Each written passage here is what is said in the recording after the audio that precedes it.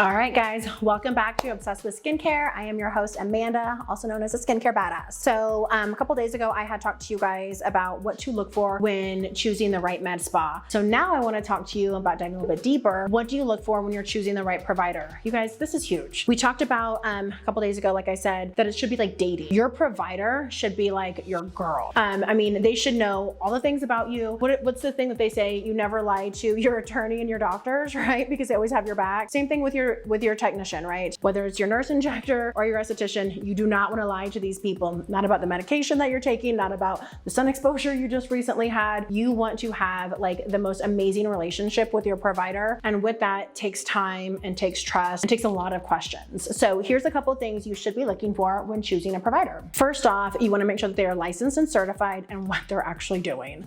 That is huge. Again, I talked about how I'm in Colorado and you would be shocked with how many people are doing microblading and they're not actually licensed to do it. It's freaking mind blowing. And this happens all across the country, you guys. So please make sure to do your due diligence, especially when you're looking at more like aggressive type treatments, such as injections and lasers, permanent makeup. Somebody's putting a needle to your face. Do your due diligence. Don't go on Groupon. Don't just listen to your girlfriend. Do your due diligence, you guys. This is a crazy industry and you've got a lot of really amazing providers. And then there's always a shady side to every industry. And you just want to make sure that you're doing due diligence that I think I just said like 5 freaking times now.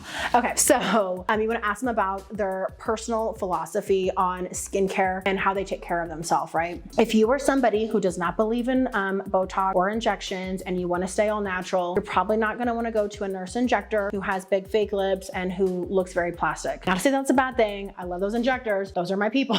But if you're super hippy dippy, those are probably not your people, right?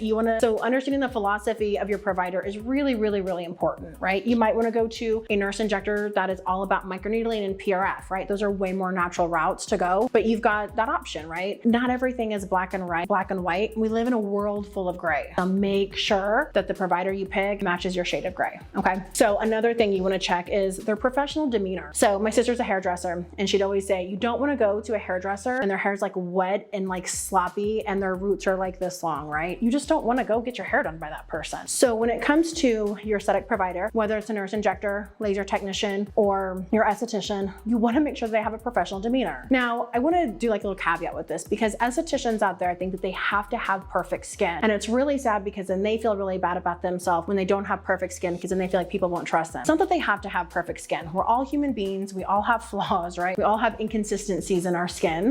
But you want to make sure that they actually look like they're clean, they're polished, and they're professional, right? It's really, really, really important. And again, that goes with your philosophy. If you don't believe in makeup and you're really hardcore about certain things, you don't want to go to an esthetician that looks like she's going out on a Saturday night every day of the week, right? Find your vibe. Speaking of vibe, you're going to be in a room with an esthetician for at least an hour, sometimes an hour and a half. You want to make sure that you like that person. So you want to make sure that they're your vibe. So I actually had a client come in the other day and she was telling me how she went to another location to get another service that we don't offer here. And this client is Indian and she is here on a green card. And the provider starts talking to her about politics and how she's anti-immigration. Like mind blowing. One, never discuss politics in a spa. It's a place to talk about fashion, about hair, about skin, about beauty, about health, and maybe bitch about your husband or your kids, okay? But we definitely don't want to talk about religion and politics and the craziness that's going on in the world. This is your place of reprieve, okay? So again, if you go to a place and they start talking to you about all these things that you don't want to hear about or that you don't agree with, you should probably run. You want to talk to them about their philosophy as well when it comes to skincare. You want to make sure that they're clean, make sure that the place is clean. Just make sure that it feels good, right? Your vibe attracts your tribe, right? I know we've heard it a million times. We see it on the cute little posters at Home Goods. Yes, I have one of those.